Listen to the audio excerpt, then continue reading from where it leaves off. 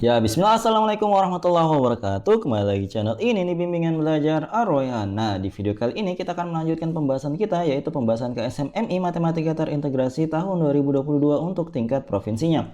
Kita sudah sampai di bagian 8. Kali ini kita akan bahas dari soal nomor 21 sampai dengan soal nomor 22. Tetapi kalau misalkan ada adik-adik ataupun rekan-rekan guru yang menonton video ini tetapi belum subscribe channel ini, subscribe dulu sekarang, karena subscribe itu gratis sebagai dukungan kalian untuk mendukung channel ini agar lebih baik ke depannya. Nah, sebelum kita mulai pembahasan pada video kali ini, Mimin akan promosi sedikit. Di sini adalah rekomendasi buku KSM Matematika terbaik untuk kalian. Siapa tahu kalian belum punya nih buku panduan atau buku pegangan untuk belajar kalian di rumah. Nah, di sini ada beberapa rekomendasi kalian dari semua mata pelajaran. Jadi kalau misalkan teman-teman kalian yang pelajaran lain mau beli juga silahkan. Nah, untuk link pembeliannya itu kami sertakan di kolom deskripsi di bawah ya. Kalau misalkan kalian berminat silahkan akses di s.id/bimbel-ar-royhan atau link di deskripsi. Oke, kita mulai pembahasan pada video kali ini dari soal nomor 21. Yuk kita baca dulu soalnya bersama-sama. Diberikan tabel berisi Asmaul Husna sebagai berikut. Jadi tabelnya ada di sebelah kiri. Kemudian dilanjut, perhatikan pola yang terbentuk dari bilangan yang mewakili nomor urut dari setiap Asmaul Husna pada tabel di atas. A dan B merupakan Asmaul Husna ... Nah, sedangkan untuk pilihan gandanya di sini yang pertama A Al-Ghafur dan juga Ar-Razzaq, yang kedua Al-Karim dan juga Al-Basit, yang ketiga Asy-Syahid dan juga Al-Muzil, dan yang keempat Al-Mubdiu dan juga Al-Adal.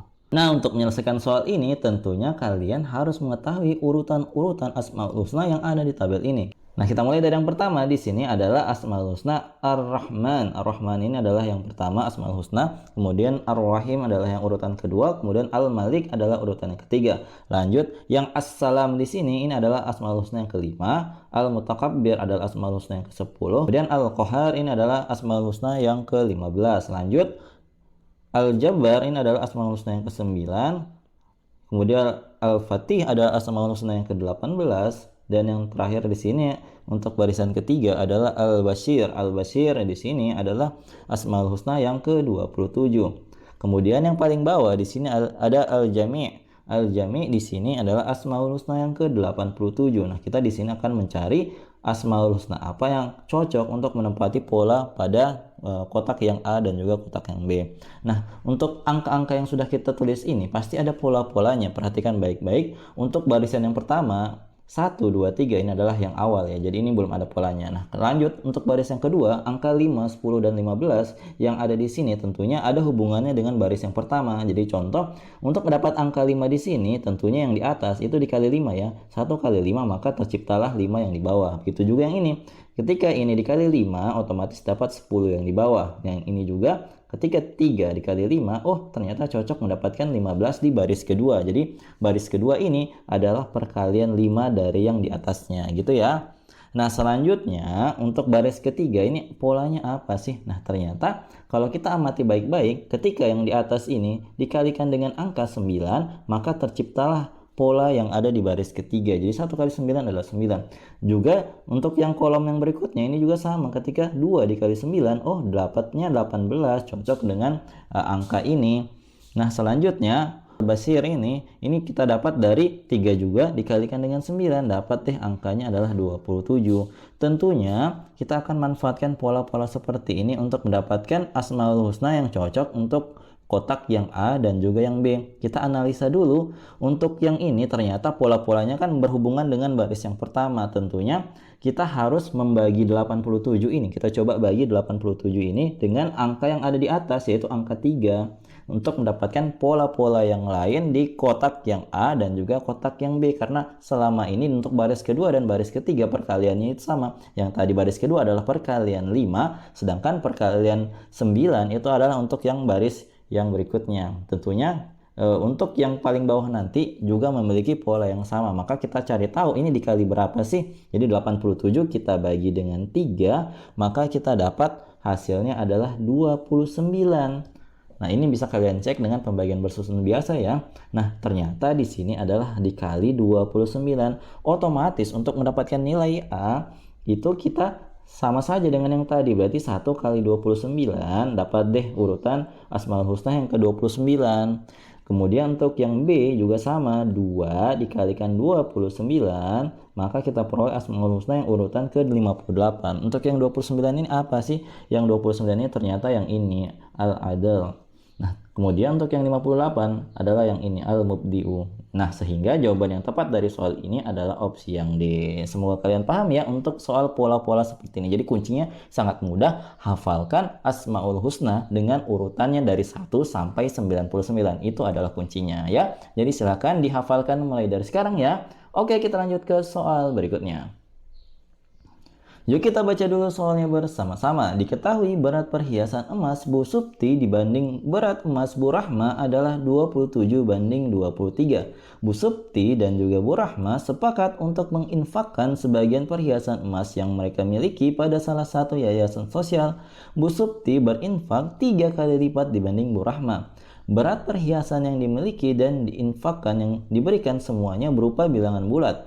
Jika setelah berinfak ternyata mereka tidak mengeluarkan zakat perhiasan, maka minimal mereka harus berinfak sebesar X gram, dengan X merupakan bilangan yang menyatakan titik-titik. Opsi A, tahun Hijriah dimulainya kekhalifahan Abu Bakar Asy-Syiddiq. Yang kedua, B, tahun Hijriah dimulainya kekhalifahan Umar bin Khattab. C, tahun Hijriah dimulainya kekhalifahan Utsman bin Affan. Dan terakhir adalah D, tahun Hijriah dimulainya kekhalifahan Ali bin Abi Thalib. Jadi untuk menyelesaikan soal ini tentunya kita akan tuliskan dulu apa semua informasi yang kita miliki dari soal ini. Nah, sebelum kita menyelesaikan soal ini kita harus mengetahui dulu nisab emas berapa gram. Nah, ternyata nisab emas itu adalah sebesar 85 gram. Apa hubungannya dalam soal ini? Nah, di sini pertama kita fokus dulu di perbandingan emas yang dimiliki oleh Bu Supti dan juga Bu Rahma. Nah, ternyata kalau misalkan kita lihat perbandingannya adalah 27 banding 23. Jadi kita misalkan dulu, misalkan berat emasnya Bu Supti, kita mulai dari Bu Supti dulu. Bu Supti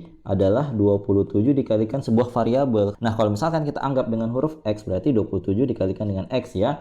Kemudian untuk Bu Rahma, karena tadi Bu Rahma itu berapa perbandingannya? Bu Rahma adalah 23 gram, maka di sini kita tuliskan 23 dikalikan dengan X. Nah, selanjutnya apa yang harus kita lakukan? Yang harus dilakukan adalah kita mau menjumlahkan total emas milik mereka berdua. Jadi tentunya kita tuliskan di sini 27X ditambah dengan 23X. Itu berapa sih totalnya?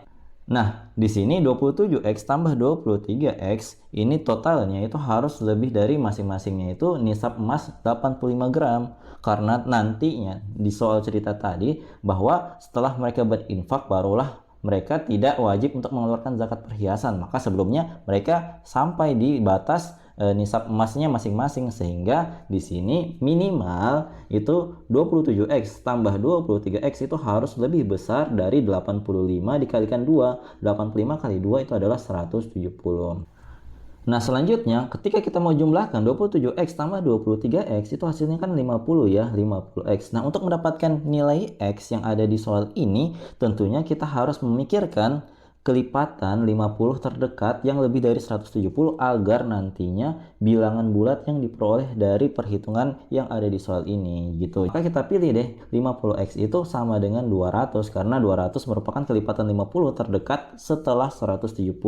Maka kita peroleh nilai x-nya adalah 200 dibagi 50, dapat deh nilai x-nya adalah 4 gitu ya. Setelah kita mengetahui nilai x-nya dari perbandingan tadi itu sama dengan 4, maka kita kembalikan ke persamaan awal, yaitu permisalan banyaknya emas Ibu Supti dan juga Ibu Rahma. Maka untuk Ibu Supti sendiri 27 kita kalikan dengan 4, maka kita peroleh emas minimal yang diperoleh oleh Ibu Supti itu adalah 108 gram. Selanjutnya untuk Ibu Rahma itu adalah 23. Nah, untuk mendapatkan infak minimal agar Ibu Supti tidak wajib membayar zakat perhiasan, jadi perhitungannya itu sederhana saja, kita kurangkan 108 ini dengan sebuah bilangan sehingga dia menjadi bilangan bulat yang kurang dari 85. Jadi tentunya agar tidak wajib zakat berarti mereka harus memiliki 84 gram kan. Maka olehnya itu banyaknya yang mereka kurangkan atau mereka infakkan itu adalah sebesar berapa gram untuk Ibu Supti? Ternyata adalah sebesar 24 gram. Karena 108 dikurang 24 gram dapatlah 84 gram. Jadi infak yang dikeluarkan oleh si Ibu Supti adalah sebesar 24 gram. Sedangkan untuk Ibu Rahma itu caranya juga sama, kita kurangkan 92 dengan sebuah bilangan agar nantinya mendapatkan bilangan 84 gram, sedemikian sehingga nanti Ibu Rahma tidak wajib untuk membayar zakat. Maka 92 kurang berapa? Ternyata 92 dikurang 8 gram agar nanti dapatnya 84 gram sama seperti Ibu Supti. Sehingga minimal infak yang dikeluarkan oleh Ibu Rahma emasnya itu adalah sebesar 8 gram. Sehingga total yang mereka infakkan itu berarti kita menjumlahkan 24 ditambah dengan 8 gram, kita peroleh totalnya adalah 32 gram. Nah, selanjutnya setelah kita mengetahui angkanya minimal emas yang mereka infakkan kepada yayasan sosial tadi, kita akan mengecek satu persatu pilihan jawabannya mana yang memiliki tahun hijriah yang mendekati 32 gram ini. Nah, kita cek masing-masing. Untuk tahun hijriah Kekhalifahan Abu Bakar Asy-Syiddiq ternyata itu dimulai pada 11 hijriah atau pada 632 Masehi.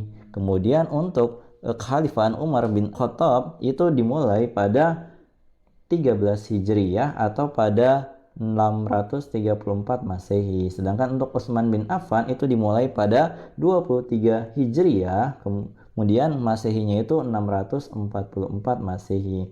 Dan yang terakhir untuk Ali bin Abi Thalib ini dimulai pada tahun 35 Hijriyah atau pada tahun 656 Masehi. Nah, mana sih yang memiliki nilai tahun hijriah yang berdekatan dengan 32 gram tadi? Ternyata kalau misalkan kita pilih Utsman bin Affan 23 hijriah, maka ini sangat jauh ya. Maka menurut Mimin jawaban yang paling tepat adalah yang D, yaitu yang tahun hijriah dimulainya Kekhalifahan Ali bin Abi Thalib, karena itu yang mendekati dengan 32 gram. Seperti itu ya. Jadi kalau menurut kalian apa nih jawabannya? Apakah menurut kalian jawabannya C karena 32 Hijriah itu berada di Kekhalifahan Utsman bin Affan, atau seperti pendapat Mimin itu kita pilih jawaban D karena dia yang paling dekat dengan 32 gram yang tadi. Seperti itu ya. Kalau misalkan kalian memiliki pendapat yang berbeda, silahkan komen di bawah. Nah, jadi itu dia tadi bagian ke-8 dari pembahasan kita KSMMI Matematika Terintegrasi tahun 2022 untuk nomor 21 sampai dengan nomor 22. Kalau misalkan kalian suka dengan video ini, jangan lupa like, share, and subscribe channel ini, dan jangan lupa nyalakan bel notifikasi untuk mendapatkan pemberitahuan lebih awal. Oke, sampai jumpa di video selanjutnya. Wassalamualaikum warahmatullahi wabarakatuh.